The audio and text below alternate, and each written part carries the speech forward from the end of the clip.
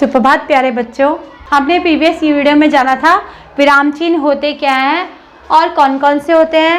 फिर हमने पार्ट 1 में बनाया कि विराम चिन्ह कितने होते हैं और उसमें हमने पार्ट 1 में 8 विराम चिन्हों के बारे में जाना था। अब मैं उनसे आगे के 8 विराम चिन्ह आपको बताती हूँ, ठीक है। हमने प्रीवियस वीडियो में योजक चिन्ह तक जाना था। अब देखिए बेटा 9 नंबर पे होता है हमारा अवतरण या उद्धरण चिन्ह, ठीक है। इन्वर्टेड कोमा इसको इंग्लिश में बोलते हैं। किसी की कही हुई बात को उसी प्रकार या उसी तरह प्रकट करने के लिए उद्धरण चिन्ह का प्रयोग करते हैं। इसका प्रयोग कहाँ पे करते हैं? जहाँ पर हम किसी की बात को एज इट इज बोलते हैं, उसमें कुछ भी ऐड अपने से नहीं करते हैं, वहाँ पर हम उद्धरण चिन्ह का प्रयोग करते हैं। यानी कि सेम टू सेम किसी की बात को जैसे हमने सुनी ऐसे ही उसको एज इट इज लिख दिया, जो का तो लिख दिया, ठीक है। जैसे है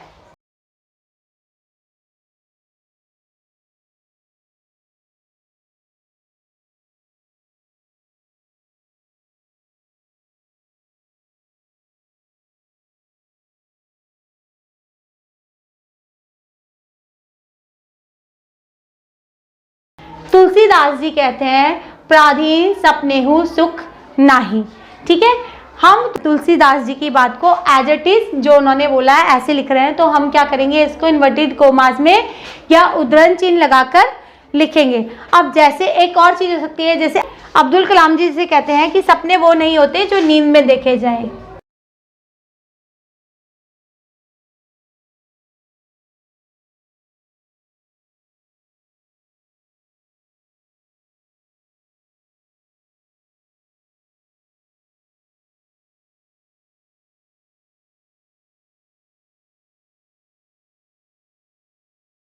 तो हम उनकी कही भी बात को यहाँ पर एज इट इज लिख रहे हैं, तो हम उसको किस में लिखेंगे? इन्वर्टेड कोमास के अंदर लिखेंगे, उद्धरण चिन्ह के अंदर लिखेंगे, ठीक है। अब नंबर 10 पर है हमारा लाघव चिन्ह।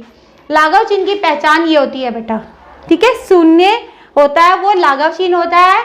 इसे एब्रीविएशन साइन कहते हैं इंग्लिश में, ठीक है। इंग्लिश में आपको इसलिए बता रही हूँ ताकि आपको जल्दी याद हो जाएगा कि इंग्लिश में इसे ये कहते हैं और हिंदी में लाघव चिन्ह कहते हैं, ठीक है। इंग्लिश में एब्रीविएशन साइन कहते हैं।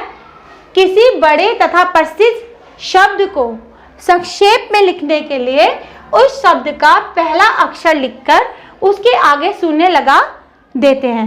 किसी भी प्रसिद्ध नाम को हम जब संक्षेप में लिखते हैं तो उसके नाम का पहला अक्षर लिखकर उसके आगे शून्य लगा देते हैं। यह शून्य लाघव चिन्ह कहलाता है। तो आपने देखा होगा बेटा, जैसे उदाहरण के लिए है डॉक्टर, ठीक है। हम डॉक्टर को कैसे लिखते हैं? छोटा करके ऐसे, ठीक है। नंबर 2 है जैसे प्रोफेसर, ठीक है। प्रोफेसर को हम कैसे लिखते हैं? ऐसे, है ना, लिखते हैं ना। पंडित है, हम पंडित को कैसे लिखते हैं? ऐसे, ऐसे लिखते हैं ना। तो ये किसी भी प्रसिद्ध नाम को अगर हम छोटा करके लिखते हैं तो उसके शुरू का अक्षर लिखकर उसमें शून्य का चिन्ह लगा देते हैं, जो कि लाघव चिन्ह कहलाता है। अब नंबर 11 पर है हमारा विवरण चिन्ह। विवरण चिन्ह का साइन ये होता है और साइन ऑफ फ्लोइंग इसको इंग्लिश में बोलते हैं, ठीक है। इंग्लिश में क्या बोलते हैं? Sign off flowing. इस चिन्ह का प्रयोग वाक्यांश के विषयों में कुछ सूचक निर्देश आदि देने के लिए किया जाता है। कहाँ पर करते हैं? आपने अधिकतर देखा होगा, जैसे हम डेफिनेशन लिखते हैं, है ना, किसी भी चीज़ की परिभाषा लिखते हैं, तो परिभाषा लिखने के बाद जब हम उसको उदाहरण देते हैं, फॉर एग्जाम्पल जब हम उदाहरण देते हैं तो हम इस चिन्ह का प्रयोग करते हैं ना। जैसे अब जैसे मैंने लिखा कि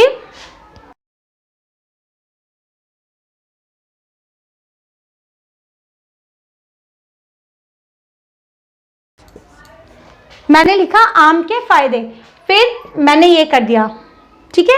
अब मैंने विवरण चिन्ह का प्रयोग किया यहाँ पर, उसके बाद में 1 2 3 4 डालकर आम के फायदे लिखूंगी। आम मीठा होता है, आम खट्टा मीठा होता है, आम का अचार बनता है, ये सब, ठीक है ना। जैसे लिखा हमने आम मीठा होता है, यह फलों का राजा है,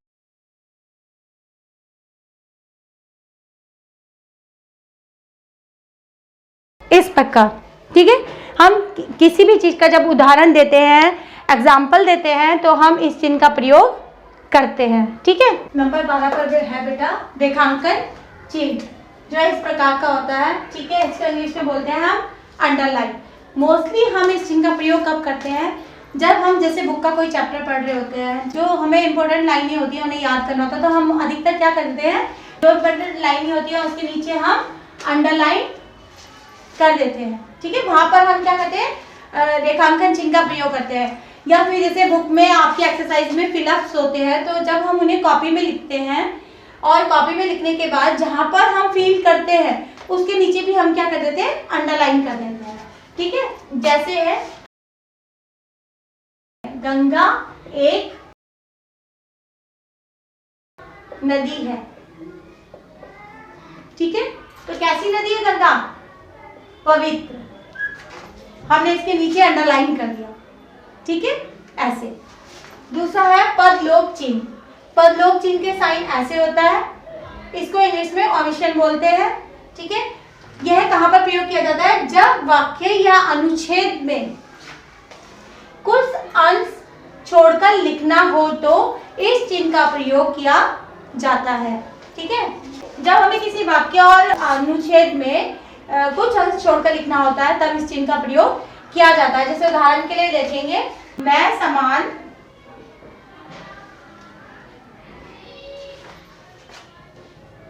उठा दूंगा, पर आगे की बात हमने डैश कर दी। ठीक है, उसके बाद आप दूसरे नंबर पे देखो, जैसे ये है, मैं घर अवश्य जाऊंगा,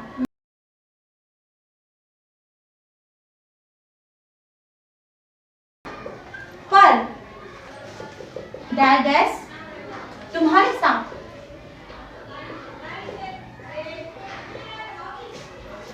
ठीक है, जहां पर हमें अपनी बात कहकर थोड़ा विराम करना हो या पूरी ना कहकर आधे में ही आगे कुछ ऐड करना हो, तो उसमें हम क्या करते हैं, पदलोपा चिन्ह का प्रयोग करते हैं। अब नंबर 14 पर है, 14 पर है पुनरुक्ति चिन्ह, जो कि इस प्रकार होता है। इसको रिपीटेड पॉइंट सिंबल कहते हैं इंग्लिश में। इस चिन्ह का प्रयोग कहाँ किया जाता है, इस चिन्ह का प्रयोग ऊपर लिखे किसी वाक्य के अंश को दोबारा लिखने से बचने के लिए किया जाता है। मोस्टली हम कहाँ पर करते हैं इस चिन्ह का प्रयोग, जैसे हमने एक लाइन लिखी, ठीक है, किसी भी चीज में हमने एक लाइन लिखी और हमें उसे रिपीट करना है बार बार, तो हम क्या करते हैं, उस लाइन को दोबारा न लिखकर इस साइन का प्रयोग करते हैं ना, आपने देखा होगा, आप भी करते होंगे कॉपी में। अब मान लिया जाए कोई बच्चा, एक उदाहरण के लिए, जैसे हम होमवर्क बनाते हैं क्लास में, हिंदी में आपको दे दिया जैसे लर्न क्लास वर्क, दूसरी मैम आई, उन्होंने इंग्लिश में बोल दिया, इंग्लिश वाली मैम ने भी बोल दिया लर्न क्लास वर्क। अब आप बाबा लिखोगे, उससे बचने के लिए आप क्या करोगे, सेम ही तो है, तो हमने इस चिन्ह का प्रयोग कर दिया। अब साइंस वाली मैम आई,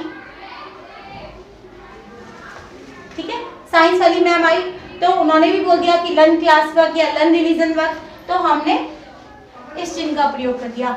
हम बार बार लिखने से बचने के लिए अगर हमें एक ही चीज को बार बार लिखना है तो हम इस चिन्ह का प्रयोग करते हैं। ठीक है, नंबर 15 पर है हमारा विस्मरण चिन्ह या त्रुटिपूर्वक चिन्ह। ठीक है, त्रुटिपूर्वक होता है जब हमसे कोई गलती हो जाती है, ऑब्लिविएशन साइन। इस चिन्ह का प्रयोग कब किया जाता है, इस चिन्ह का प्रयोग लिखते समय किसी शब्द को भूल जाने पर किया जाता है। जैसे हम कभी कोई वाक्य लिख रहे होते हैं और बीच में हम कोई शब्द भूल जाते हैं, तो हम क्या करते हैं, जैसे हमने लिखा राम गया था, अब हम भूल गए कि कहाँ गया था, तो हमने यहाँ पे इस साइन का प्रयोग किया और ऊपर लिख दिया राम बाजार गया था। कहाँ गया था, बाजार गया था। ठीक है, ऐसी नंबर 2 पर है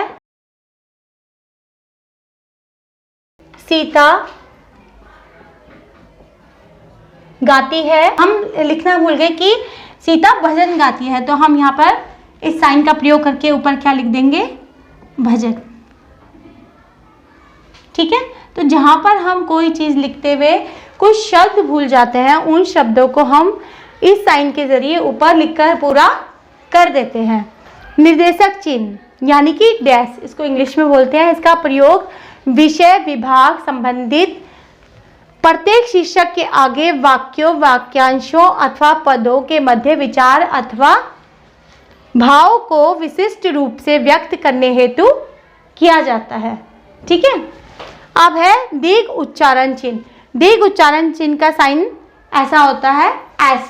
ठीक है। जब हमें किसी चीज़ को, साउंड को मतलब बहुत खींचना होता है, वहाँ पर दीर्घ उच्चारण चिन्ह का प्रयोग किया जाता है। जैसे हम ओम का उच्चारण करते हैं ओ, तो अगर हम लिखते भी क्या करेंगे, उसमें ऐसे कर देंगे, ओम लिख के ऐसे ऐसे इस साइन का प्रयोग करेंगे। जहाँ पर हमें स्वर खींचना होता है वहाँ पर हम इस साइन का प्रयोग करते हैं लिखते हुए। एक होता है नंबर 18 पर है समानता सूचक यानी कि इक्वालिटी साइन। जो चीज़ें, दो चीज़ें समान होती हैं उसमें हम ये इक्वालिटी साइन लगाते हैं, समानता सूचक चिन्ह लगाते हैं, बराबर का लगाते हैं ना। आपने देखा होगा मोस्टली शब्दार्थ वगैरह अगर हम लिखते हैं तो हमने यदि शब्दार्थ लिखे, जैसे हमने निशा का लिखा रात, तो हमने इस साइन का प्रयोग किया। मैथ में भी हम कई बार करते हैं, इक्वलिटी साइन लगाते हैं, जैसे ग्रेटर देन, लेस देन में जब दो चीज़ें इक्वल होती है तो हम इस साइन का प्रयोग करते हैं। आई होप आपको ये साइन समझ में आ गए होंगे, कहाँ कहाँ पर इनका यूज़ किया जाता है और कितने होते हैं, उनके नाम क्या हैं। मिलते हैं नेक्स्ट वीडियो में, तब तक के लिए धन्यवाद, बाय।